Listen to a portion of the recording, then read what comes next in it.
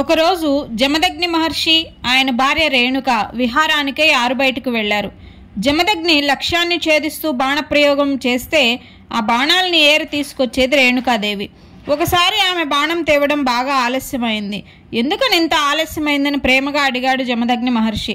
స్వామి, అపరాహ్నం అయింది కదా, సూర్యకిరణాల వల్ల నేలంతా వేడెక్కింది, దానివల్ల కాళ్ళు బొబ్బలెక్కాయి, తల కూడా బాగా కాలిపోతోంది, అందుకని మధ్య మధ్యలో చెట్టు నీడను విశ్రాంతి తీసుకుంటూ వస్తున్నాను అంది.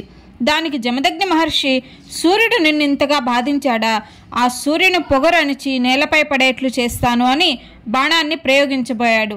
ఈ బ్రాహ్మణుడు అన్నంత పని చేస్తాడని భయపడిపోయిన సూర్యుడు బ్రాహ్మణ వేషంలో జమదగ్ని ముందు ప్రత్యక్షమయ్యాడు. కోపం విడువమని ప్రాధేయపడ్డాడు. కనికరించలేదు జమదగ్ని. సూర్యుడు నీళ్ళిస్తేనే కదా భూమి మీద పంటలు పండి జనులు సుఖంగా జీవించేది, అలాంటి సూర్యుడిని బాధ పెడితే ఎలా అన్నాడు బ్రాహ్మణుడు. దానికి కూడా జమదగ్ని శాంతించలేదు. అప్పుడు ఆ సూర్యుడు తన నిజరూపంలో కనిపించి, స్వామి, నేను సూర్యుడను, నా వల్ల నీకు కలిగిన కష్టానికి నన్ను క్షమించు అని సంకల్పమాత్రం చేత గొడుగును పాదరక్షలను సృష్టించాడు. గొడుగు వల్ల ఎండవేడి తలను బాధించదు, పాదరక్షల వల్ల కాళ్ళు కాలవు అని జమదగ్ని మహర్షికి వాటిని సమర్పించాడు సూర్యుడు.